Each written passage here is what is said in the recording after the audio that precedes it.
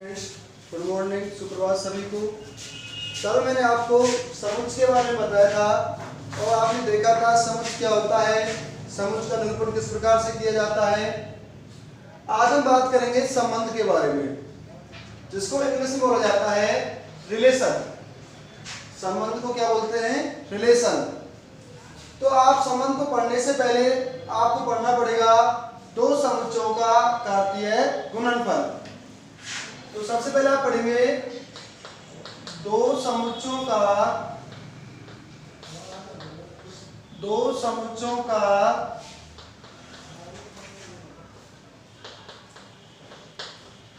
कार्तीय गुणनफल।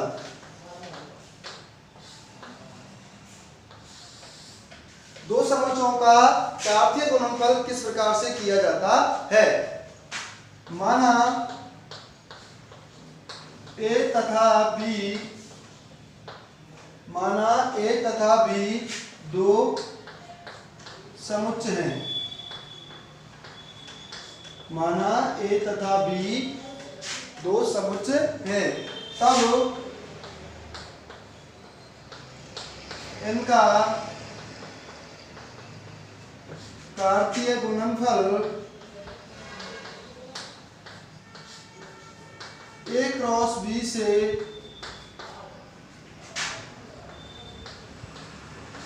व्यक्त करते हैं, जहां A क्रॉस B बराबर होता है A, B such that A belongs to A तथा B belongs to B। देखिए, माना A तथा B दो क्या है? समुच्चय। तब इनका जो कार्तीय गुणनफल है वो A क्रॉस B से व्यक्त किया जाता है, और आपका A क्रॉस B बराबर होता है A, B such that A belongs to A तथा B belongs to B। इसको आप बोलते हो क्रमित युग्म। आप इसको क्या बोलते हो? क्रमित युग्म। और इसका जो प्रथम घटक है आपका, ये क्या है? प्रथम घटक। और ये क्या है? द्वितीय घटक। आपका ये प्रथम घटक है वो कहां से लिया जाता है? पहले समुच्चय में से। और जो दूसरा घटक है वो कहां से लिया जाता है? दूसरे समुच्चय में से। क्लियर है?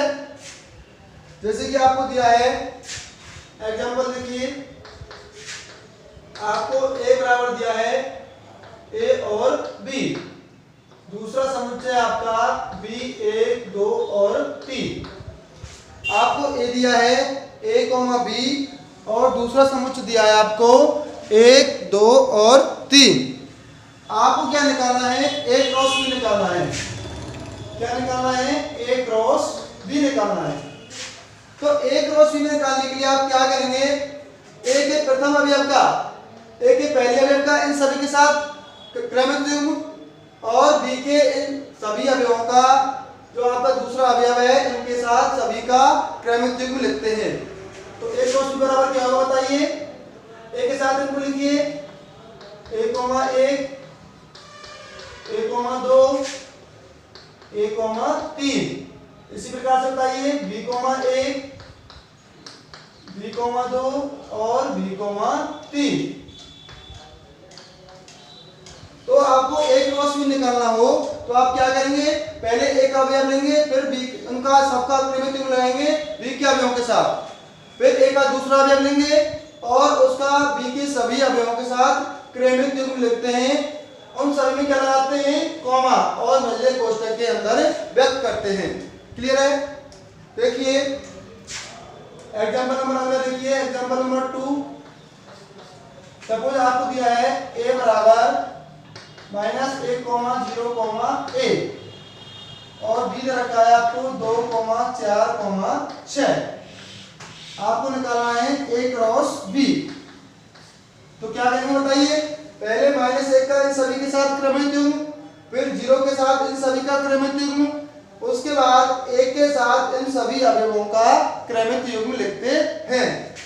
तो ये हो जाएगा -1, 2, -1, 4, -1, 6।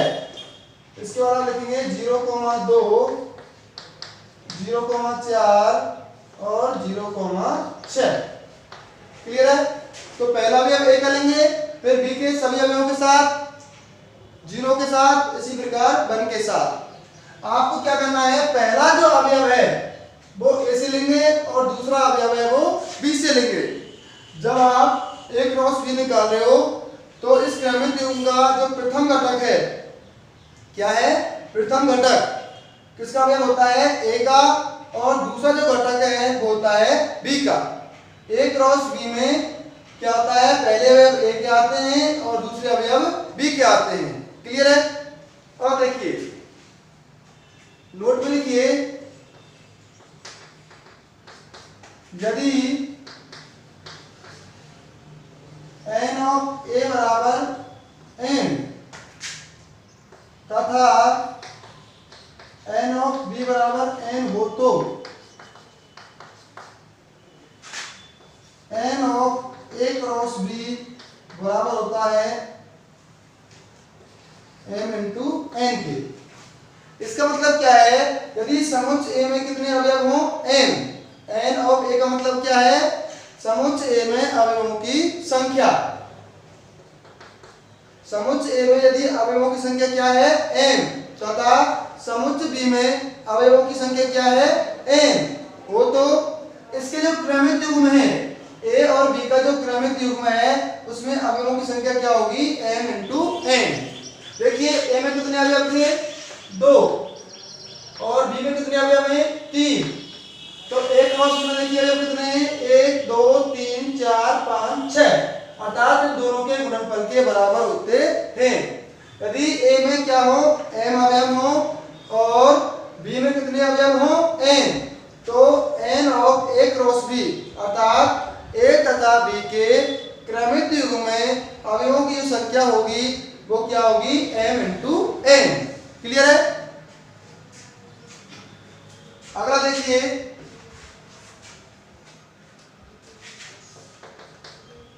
यदि a बराबर क्या है, 5 है, a बराबर 5 है अर्थात a क्या है, रिक्त समुच्चय है, a क्या है, रिक्त समुच्चय है, और b आपका कोई समुच्चय है, तो a क्रॉस b बराबर क्या होगा बताइए, 5 होगा।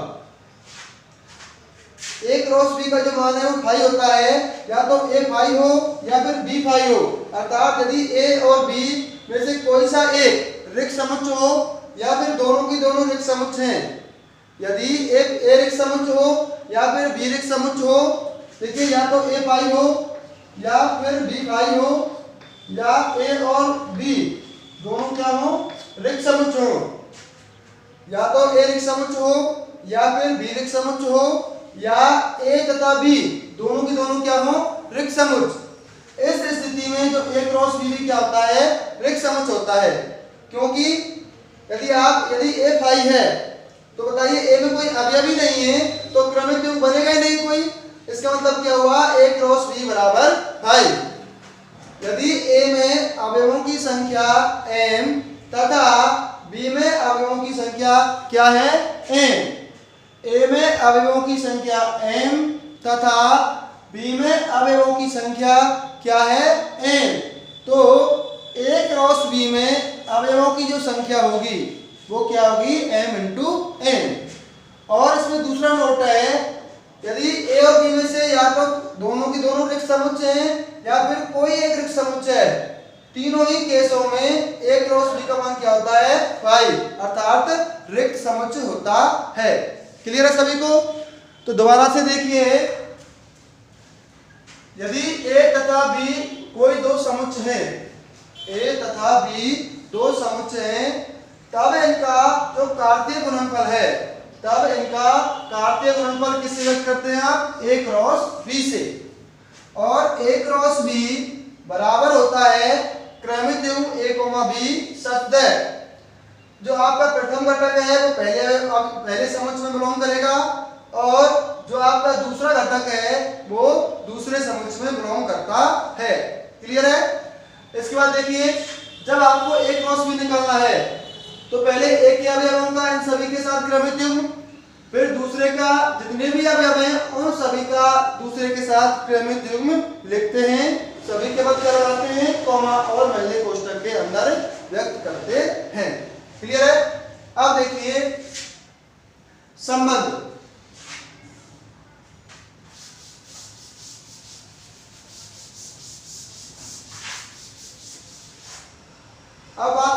संबंध क्या होता है?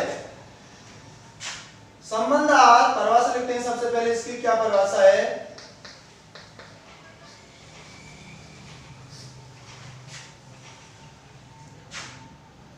यदि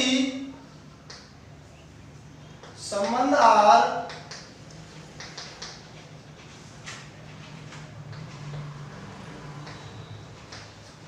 समुच्चय ए से बी में, संबंध आर समुच्चय ए से बी में एक ऐसा नियम है, एक ऐसा नियम है जो ए के अवयवों को, जो ए के अवयवों को बी के अवयवों से जोड़ता है। संबंध आर समुच्चय ए से बी में एक ऐसा नियम है जो ए के अवयवों को बी के अवयवों से जोड़ता है। जो संबंध आर होता है, आर कहां से कहां में? ए से बी में। आर है कहां से कहां में? ए से बी में। क्या ऐसा नियम है जो ए के अवयवों को बी के अवयवों से जोड़ता है। इसकी दूसरी परिभाषा लिख सकते हो आप,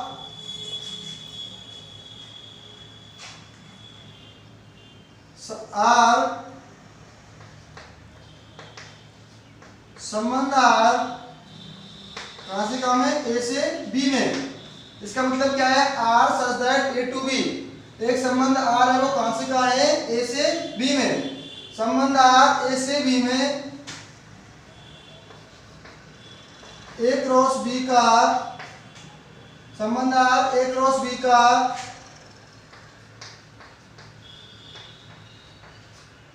उप समुच्चय होता है। R is subset of A cross B. जो संबंध होता है वो क्या होता है? ए क्रॉस बी का उप समुच्चय होता है। संबंध आर ए से बी में क्या होता है? ए क्रॉस बी का उप समुच्चय होता है। देखिए, अर्थात आर के अंदर ए क्रॉस बी के ही अवयव आते हैं। अर्थात आर का प्रत्येक अवयव किसमें होगा? ए क्रॉस बी में। एग्जांपल देखिए,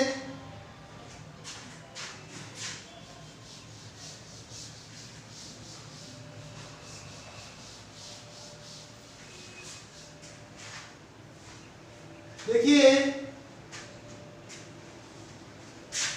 आपको ए दे रखा है ए कोमा बी, और आपको दूसरा समुच्चय दे रखा है बी बराबर 1, 2, 3।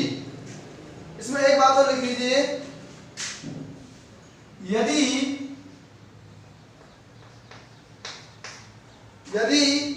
ए का संबंध, ए का यदि अवयव ए का संबंध बी से है, यदि ए का संबंध किससे है? बी से है, तो आप इसको ए रिलेटेड टू बी या A comma B belongs to R से व्यक्त करते हो। देखिए, आप पहले ही पढ़ चुके हो 11वीं क्लास के अंदर। मैं बता रहा हूं आपको, मैं सिर्फ आपको हाईलाइट बता रहा हूं जो आपके काम में आने वाला है। देखिए, अवयव ए का संबंध बी से है, इसको आप किस प्रकार लिखते हो? ए रिलेटेड टू बी, या आप लिख सकते हो इसको A comma B belongs to R. इसका दूसरा तरीका है लिखने का, यदि एक अवयव ए का संबंध, यदि अवयव ए का संबंध बी से नहीं है, तो आप इसको लिखते हो A does not related to B, और इसको लिख सकते हो A comma B does not belongs to R. देखिए, यदि ए का संबंध बी से है तो आप इसको ए रिलेटेड टू बी या A comma B belongs to R से लिख सकते हो। और यदि ए का संबंध बी से नहीं है, और यदि ए का संबंध बी से नहीं है, तो आप इसको लिखोगे A does not related to B, या A comma B does not belongs to R. अब देखिए एग्जांपल, देखिए आपको दिया है ए बराबर ए कोमा बी, और आपको दूसरा समुच्च दिया है बी बराबर ए कोमा 2 कोमा 3, और आपको क्या निकालना है, ए क्रॉस बी निकालना है। तो देखिए ए क्रॉस बी के लिए आपने ए क्रॉस बी निकाल दिया। अब मैं एक संबंध डिफाइन कर रहा हूं R1, ए कोमा 1 ए कोमा 3। देखिए ये इस पर संबंध होगा कि नहीं होगा, इसको हम कैसे चेक करेंगे। यदि R1 का प्रत्येक अवयव, यदि R1 का प्रत्येक अवयव ए क्रॉस बी में है, यदि R1 का प्रत्येक अवयव ए क्रॉस बी में है, तो आप क्या है, R1 है वो ए से बी में क्या है, एक संबंध है। देखिए R संबंध कब परिभाषित होगा, जब इसका प्रत्येक अवयव ए क्रॉस बी में हो। अब देखिए ए कोमा 1 इसमें है, ए कोमा 3 इसके अंदर है, अर्थात R1 क्या है, ए से बी में एक संबंध है। R2 देखिए 1 कोमा ए कोमा 3 बी कोमा 1। आपको ये देखना है कि जो R2 है वो ए से बी में एक संबंध है या नहीं। तो बताइए संबंध कब होगा, जब R2 का प्रत्येक अवयव किसमें हो, ए क्रॉस बी में हो। तो देखिए ए क्रॉस बी में 1 कोमा ए है क्या, 1 कोमा ए नहीं है, तो देखिए ये संबंध नहीं होगा। तो आपको देखना हो कि ये संबंध है या नहीं, तो क्या करेंगे, आप ए क्रॉस बी निकालेंगे, और यदि उस संबंध का प्रत्येक अवयव उसके क्रमिक युग्म में जा रहा है, तो उसका मतलब वो संबंध है, अन्यथा नहीं है। अब देखिए ये हो गया आपका संबंध।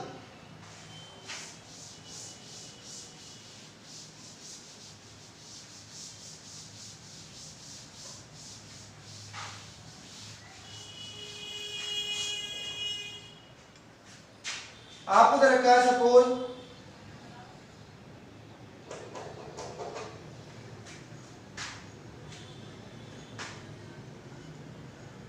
आपको इधर रखा है वास्तविक संख्याओं का समुच्चय,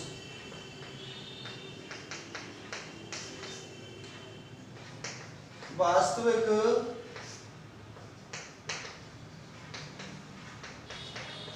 संख्याओं का समुच्चय,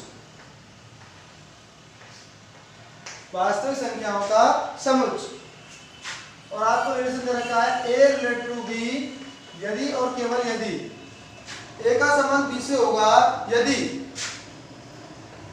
ए माइनस बी 2 से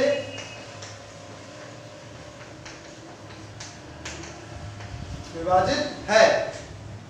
देखिए आपको दे रखा है समुच्चय, दे रखा है वास्तविक संख्याओं का समुच्चय, और आपके ए का संबंध बी से होगा। आपको रिलेशन दे रखा है ए का संबंध बी से होगा यदि और केवल यदि ए माइनस बी किससे विभाजित है, 2 से विभाजित है।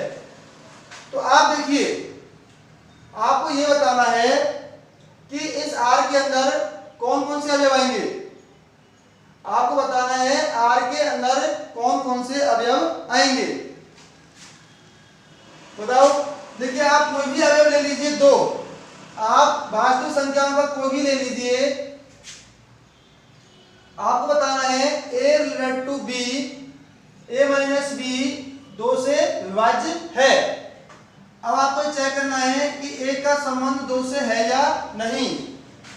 ए का संबंध 2 से चेक करना है, तो बताइए ए का संबंध 2 से कब होगा, जब 1 माइनस 2, ए की वैल्यू क्या है 1 और बी की वैल्यू क्या है 2, 2 से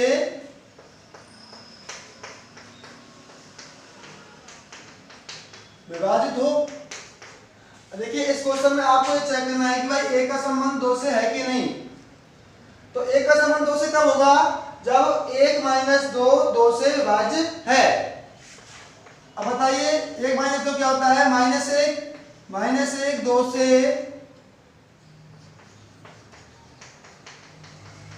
विभाजित हो। अब देखिए माइनस 1 2 से विभाजित होता है क्या? जो कि गलत है। अतः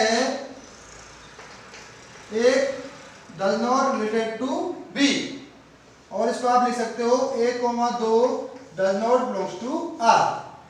तो आप आसानी से चेक कर सकते हो कि ए का संबंध 2 से है या नहीं। इसमें अगला क्वेश्चन देखिए, सपोज आपको चेक करना है कि 2 का संबंध 4 से है या नहीं। आपको चेक करना है कि 2 का संबंध 4 से है या नहीं, और आपको संबंध दे रखा है ए का संबंध बी से होगा यदि और केवल यदि a माइनस बी 2 से विभाजित है। तो बताइए 2 का संबंध 4 से होगा यदि और केवल यदि 2 माइनस 4 2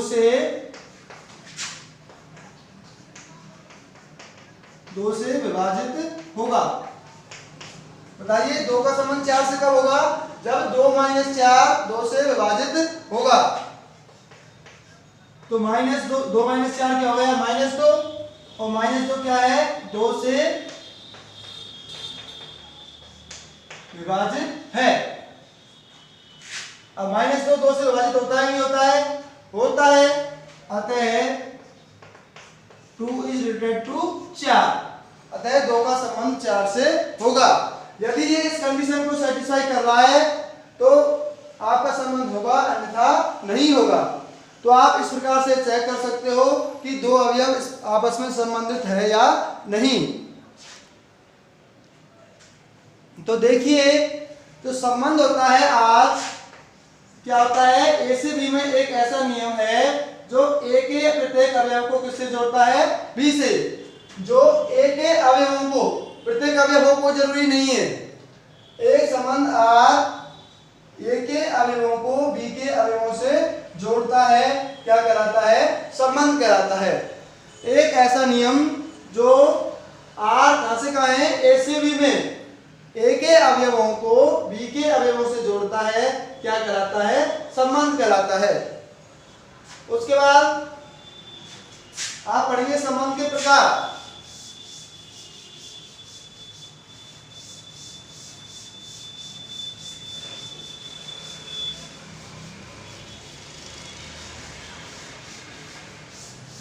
संबंध के प्रकार।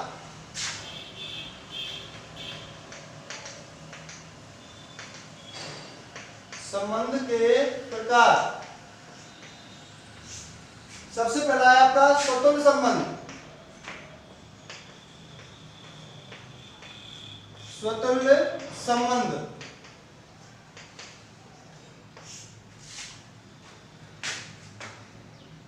एक संबंध आर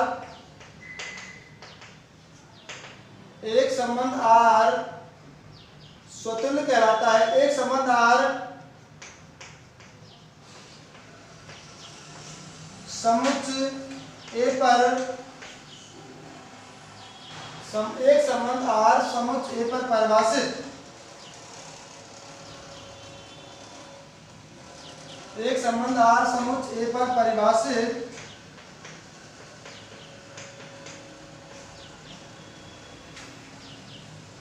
स्वतंत्र कहलाता है। स्वतंत्र कहलाता है जो संबंध आ रहा है आप किस पर परिभाषित है? समुच्चय ए पर। इसको आप कोष्टक में लिख लीजिए। एक संबंध आर स्वतंत्र कहलाता है, ये किससे परिभाषित है? समुच्चय ए पर परिभाषित। एक संबंध आर स्वतंत्र कहलाता है यदि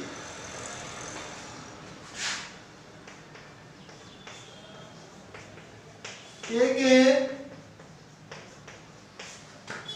के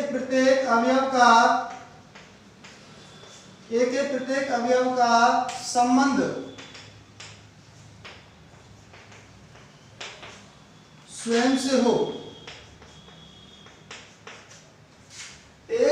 आर समुच्च ए पर परिभाषित स्वतुल्य कहलाता है यदि ए के प्रत्येक अवयव का संबंध स्वयं से हो।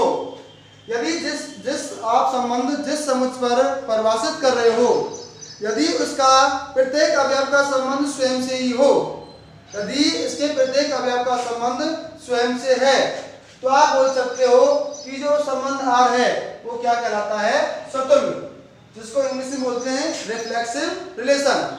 एग्जांपल देखिए, आपको ए दिया है, ए बराबर दे रखा है 1, 2, 3। आपको R1 देखिए, इस पर R1 डिफाइन कर रहा हूं मैं 1, 2, 3,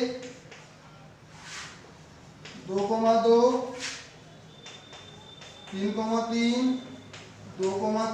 और 1, 2। अब देखिए आपका जो R1 संबंध है किससे परिभाषित है, A पर। अब आपको ये चेक करना है कि स्वतुल्य है या नहीं। तो स्वतुल्य चेक करने के लिए आपको देखना होगा कि A के प्रत्येक अवयव का संबंध स्वयं से है कि नहीं, अर्थात 1 का संबंध 1 से, 2 का संबंध 2 से, 3 का संबंध 3 से है क्या, नहीं। तो R1 में देखिए 1 का संबंध 1 से है, 2 का संबंध 2 से है, 3 का संबंध 3 से है। तो आप बोल सकते हो जो ये संबंध R1 है ए पर क्या है, स्वतुल्य है। तो बताइए स्वतुल्य होगा कि नहीं होगा। यदि जिस समुच्च पर आप संबंध परिभाषित कर रहे हो, आप जिस समुच्च पर संबंध परिभाषित कर रहे हो, यदि उस समुच्च के प्रत्येक अवयव का संबंध, यदि उस समुच्च के प्रत्येक अवयव का संबंध स्वयं से है, तो आप बोल सकते हो कि जो आपका संबंध है वो क्या है, स्वतुल्य है।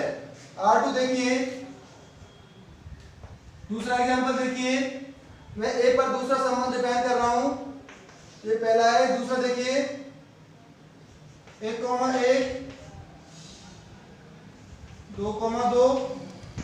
अब देखिए आपको ये देखना है कि R2 ए पर स्वतुल्य है या नहीं। तो देखिए इसमें 3 का संबंध 3 से नहीं है, तो आप इसको बोल सकते हो ये स्वतुल्य नहीं है। स्वतुल्य कब नहीं होगा, जब इसके प्रत्येक अवयव का संबंध स्वयं से नहीं हो। यदि प्रत्येक अवयव का संबंध स्वयं से नहीं है तो आप कह सकते हो कि ये जो संबंध है वो स्वतुल्य नहीं होगा। इसमें आप देख रहे हो 3 का संबंध 3 से नहीं है, अतः ये क्या है, स्वतुल्य भी नहीं होगा। अगला लिखिए,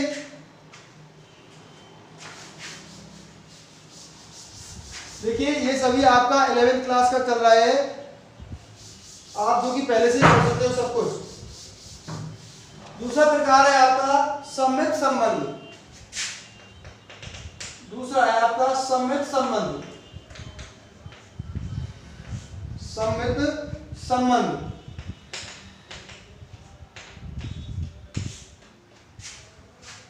एक संबंध आर समुच्च ए पर परिभाषित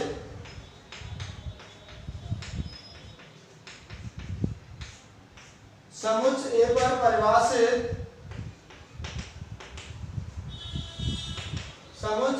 परिभाषित संबंध आर ए सम्मित संबंध कहलाता है यदि ए का संबंध, यदि A रिलेटेड टू B हो तो B रिलेटेड टू A होना चाहिए। अब देखिए ये कह रहा है समुच्च ए पर परिभाषित संबंध आर, समुच्च ए पर परिभाषित संबंध आर एक सम्मित संबंध कहलाता है यदि आपको ए का संबंध बी से मिल रहा है तो आपको मिलना चाहिए बी का संबंध ए से होना चाहिए। यदि ए का संबंध बी से हो और बी का संबंध भी ए से हो, तब आप बोल सकते हो ये संबंध क्या है, सम्मित होगा। कब नहीं होगा? जब आपको ए का संबंध बी से मिल जाए और बी का ए से नहीं मिले। दोबारा सुनिए, आप किसी संबंध को सम्मित कब नहीं बोलोगे? एक स्थिति में नहीं बोल सकते, केवल जब ए का संबंध तो बी से हो और बी का संबंध ए से नहीं हो, तभी आप बोल सकते हो सम्मित कैसा होगा, संबंध कैसा होगा, सम्मित होगा। एग्जाम्पल देखिए, आपको ए दे रखा है 1, 2 और 3। आपको इसमें एक संबंध, पहला संबंध डिफाइन कर रहा हूं मैं, R1 बराबर 1,2, 2,1, 2,3 और 3,2। आपको ये चेक करना है कि ये संबंध है R1 ए पर सम्मित है या नहीं। तो देखिए, ये आपका ए हो गया, ये आपका बी हो गया। ए का संबंध 2 से है, देखिए ए का संबंध 2 से है तो सम्मित होने के लिए क्या होना चाहिए? 2 का संबंध 1 से भी होना चाहिए, जो कि आपको दिया हुआ है। ए का संबंध 2 से यदि है तो 2 का संबंध भी 1 से है। अब देखिए, आपको 2 का संबंध 3 से दे रखा है और 3 का संबंध 2 से दे रखा है।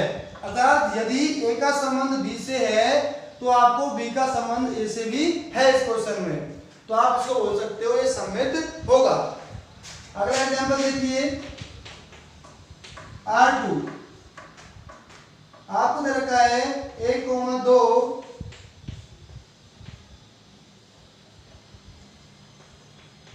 2,3 और 3,2। अब आपको ये चेक करना है कि ये सम्मित है या नहीं। देखिए, सम्मित कब होगा? यदि ए का संबंध आप बी मिल गया आपको, तो आपको बी का संबंध ए से भी होना चाहिए। अब इसमें आप देखिए, ए का संबंध 2 से तो है, लेकिन 2 का संबंध 1 से नहीं है। अर्थात ए का संबंध बी से तो है, लेकिन बी का संबंध ए से नहीं है। तो आप कह सकते हो कि ये स्वतुल्य, तो ये सम्मित नहीं होगा, तो ये सम्मित नहीं होगा। अगला क्वेश्चन देखिए, R3 रखा है आपको 5, ये क्या रखा है? रिक्त संबंध।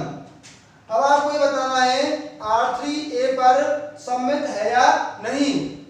देखिए, ये कह रहा है ए का संबंध बी से हो, तब हम देखते हैं कि बी का संबंध ए से, लेकिन इसमें तो किसी अवयव से संबंध है ही नहीं, तो इस स्थिति में आप इसको भी सम्मित बोलोगे। दोबारा से देखिए, इस पर कंफ्यूजन रहता है कि देखिए, आपको ना का ध्यान रखना है कि सम्मित कब नहीं होगा। जब आपने देख लिया है कि इसका संबंध इससे तो है लेकिन उल्टा नहीं है, तभी आप बोलोगे कि ये सम्मित नहीं होगा। लेकिन आप में इसमें ए का संबंध बी से नहीं मिला आपको, क्योंकि इसमें किसी अवयव का किसी से संबंध नहीं है।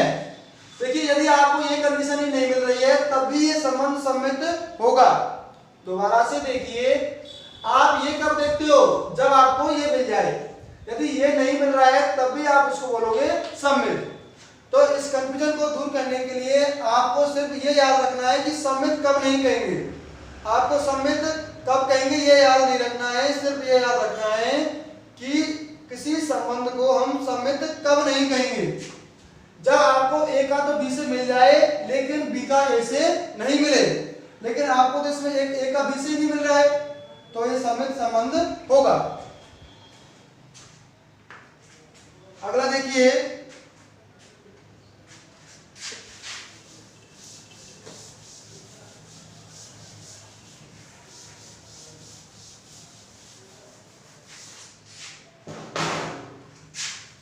प्रतिसम्मित संबंध। प्रतिसम्मित संबंध। प्रतिसम्मित संबंध समुच्च ए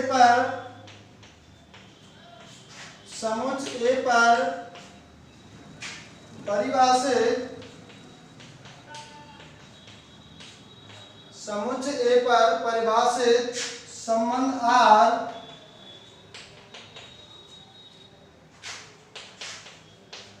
प्रतिसंमित कहलाता है।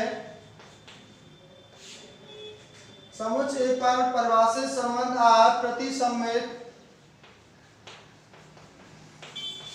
कहलाता है यदि ए रिलेटेड टू बी तथा बी रिलेटेड टू ए का संबंध बी से है तथा बी का संबंध ए से है, यदि और केवल यदि ए बराबर बी। देखिए ए का संबंध बी से और बी का संबंध ए से है, ये तभी संभव है जब दोनों क्या हो, बराबर हो। ए का संबंध बी से हो और बी का संबंध ए से हो, तब ये दोनों क्या है, बराबर होने चाहिए, तब आप इसको बोल सकते हो प्रतिसंमित संबंध होगा। क्लियर है? तो देखिए आप देखोगे, आपको सिर्फ याद रखना है कि प्रतिसंमित संबंध कब नहीं होगा। तो बताइए आपको याद रखना है कि ये कब नहीं होगा, जब ए का संबंध बी से है और बी का संबंध ए से है, लेकिन ए और बी बराबर नहीं है। आप सिर्फ एक स्थिति में बोल सकते हो कि संबंध प्रतिसंमित कब नहीं है, जब ए का संबंध तो बी से हो और बी का संबंध ए से हो। ए का तो बी से संबंध हो तथा बी का ए से हो, लेकिन ए और बी दोनों बराबर नहीं है। यदि आपको ये दोनों कंडीशन मिल जाए और ये नहीं मिले, तब आप बोल सकते हो सिर्फ कि ये प्रतिसंमित संबंध नहीं है। और कितने भी केस हो, आपको सब में इसका आंसर हाँ देना है। क्लियर है? एग्जांपल देखिए, आपको ए बराबर दे रखा है 1, 2, 3। इस पर आप मैं पहला संबंध डिफाइन कर रहा हूं, R1 बराबर दे रखा है आपको 1, 2 और 1, 3। अब आपको ये चेक करना है, आपको चेक करना है कि ये संबंध है, इसमें एक और ले लीजिए,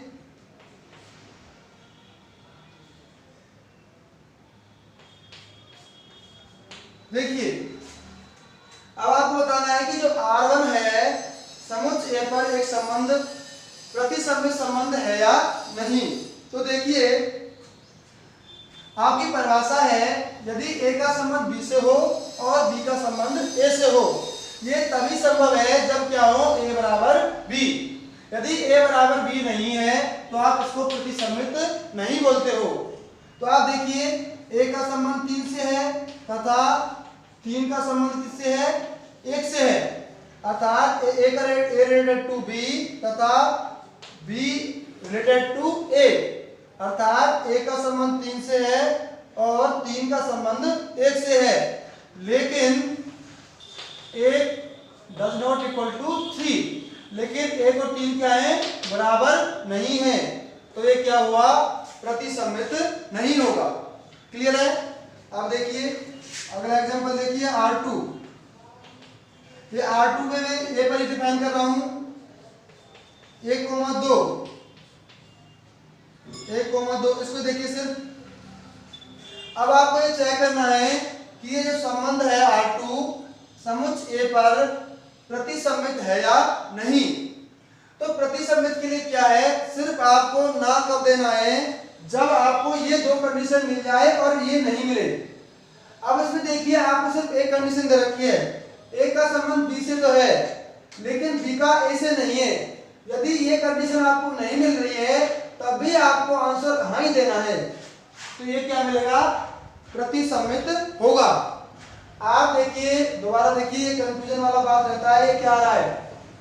तो मैं ये कह रहा हूं आपको प्रतिसंमित नहीं किया रखनी है, कब नहीं होगा संबंध, कब प्रतिसंमित संबंध नहीं होगा। तो आपको ये दो कंडीशन तो मिल जाए और ये नहीं मिले, तब आपको सिर्फ एक कंडीशन यही ऐसी है जब इसका आपको ना आंसर देना है। लेकिन आपको ये दो कंडीशन मिलने ही नहीं है, ए का बी से मिला है लेकिन बी का ए से है क्या, नहीं है। यदि ये कंडीशन नहीं मिल रही है फिर भी आपको ये संबंध मानना पड़ेगा, ये क्या होगा, प्रतिसंमित होगा। तीसरा एग्जांपल देखिए R3 बराबर 5। इसमें तो देखिए कोई अवयव का संबंध ही नहीं है, तो ये क्या हो जाएगा, प्रतिसम्मित होगा। दोबारा सुनिए, आपको समय संबंध में आंसर ना कर देना है एक स्थिति में जब ए का संबंध बी से हो लेकिन बी का ए से नहीं हो। देखिए इस क्वेश्चन में तो आपको ए का बी से ही नहीं है, तब भी आप बोलते हो ये सम्मित होगा। अब देखिए यदि इसको ध्यान रखेंगे ए का संबंध बी से है तब आप तय करेंगे बी का संबंध ए से। क्लियर है? इसी प्रकार से प्रतिसम्मित संबंध में आपको ना का आंसर एक स्थिति में देना है, सिर्फ ए का संबंध बी से हो और बी का संबंध ए से हो लेकिन ए और बी दोनों बराबर नहीं हो, तब आप बोल सकते हो संबंध कैसा है, प्रतिसम्मित नहीं है। क्लियर है? अगला देखिए संक्रामक।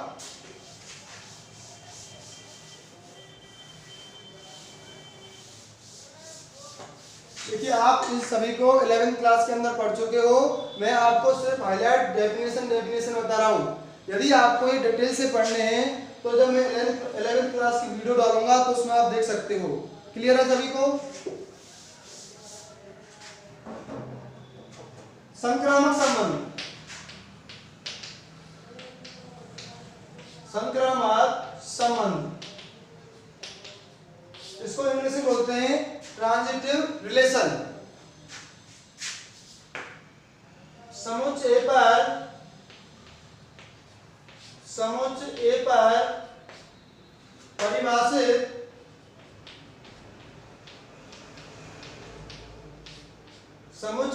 परिभाषित संबंध आर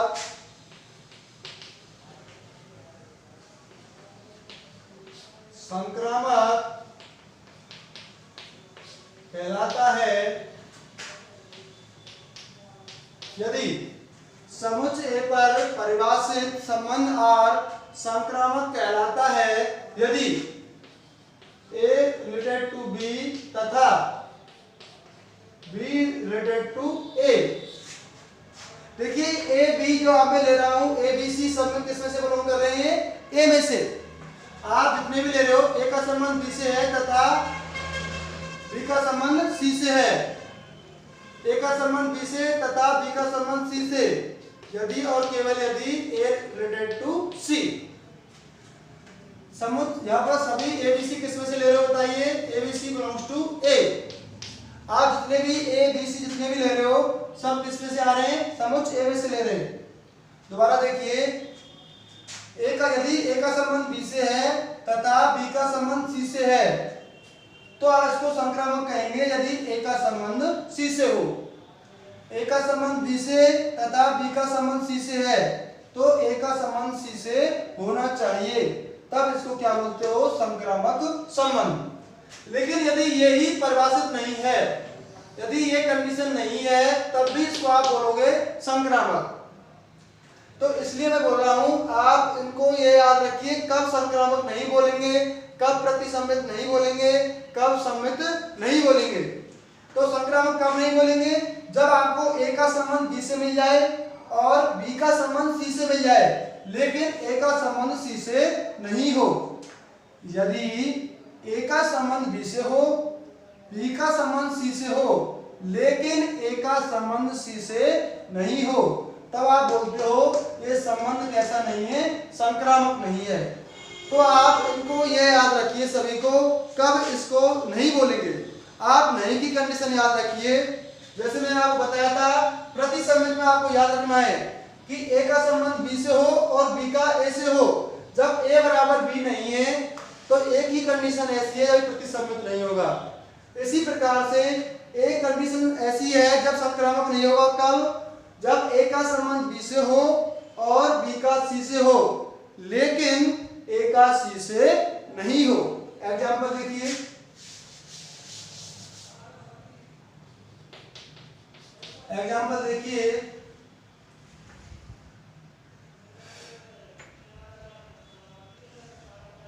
आपको ए दे रखा है 1, 2, 3, आपको R1 दे रखा है 1, 2, 2, 3। अब आपको ये चेक करना है कि ये संबंध R1 है ए पर संक्रामक है या नहीं। तो देखिए, एक का संबंध 2 से है, 2 का संबंध 3 से है, एक रिलेटेड टू बी, यानी कि एक का संबंध 2 से है, 2 का संबंध 3 से है, लेकिन एक डज नॉट रिलेटेड टू 3, एक का संबंध 3 से नहीं है, तो ये संक्रामक नहीं होगा। तो आप इस प्रकार से चेक कर सकते हो ये संबंध कैसा है, संक्रामक नहीं है। अगला लिखिए,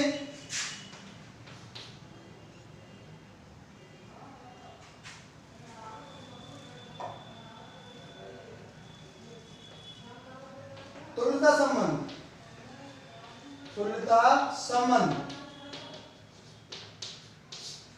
देखिए एक संबंध को तुल्यता होने के लिए ए पर परिभाषित संबंध R, समुच्चय ए पर परिभाषित संबंध R तुल्यता संबंध कहलाता है यदि ये क्या हो, स्वतुल्य हो,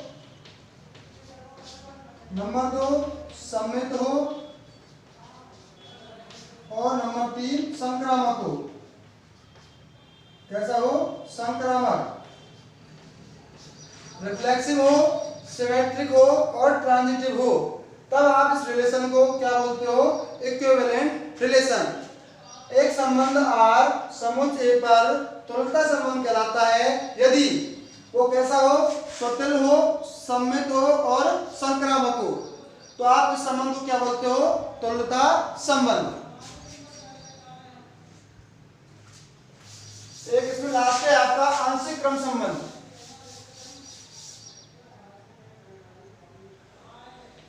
आंशिक क्रम संबंध,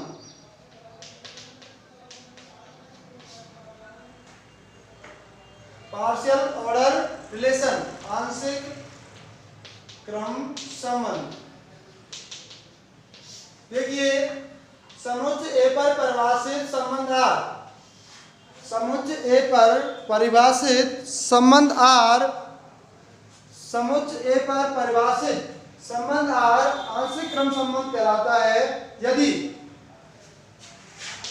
ये स्वतुल्य हो, नंबर 2 प्रतिसंबित हो, और तीसरा आपका संक्रामक हो। यदि संबंध R समुच्चय A पर कैसा हो, स्वतुल्य हो, प्रतिसंबित हो और संक्रामक हो, तब इस आप संबंध R को क्या बोलते हो, आंशिक क्रम संबंध बोलते हो। देखिए, मैं आपको संबंध के बारे में बता चुका था। संबंध क्या होता है, संबंध कितने प्रकार का होता है, स्वतुल्य, सममित, प्रतिसंबित, संक्रामक, आंशिक क्रम संबंध और तुल्यता संबंध। सबकी मैंने आपको परिभाषा बताई है और आपको एक एक एग्जाम्पल बता दिया है। और देखिए, इसके बाद इसमें आपको पढ़ना पड़ेगा संबंध का प्रांत और परिसर। इसमें लास्ट है आपका संबंध का प्रांत और परिसर।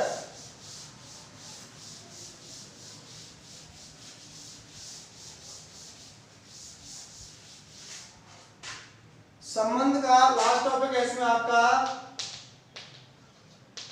संबंध का प्रांत और परिसर।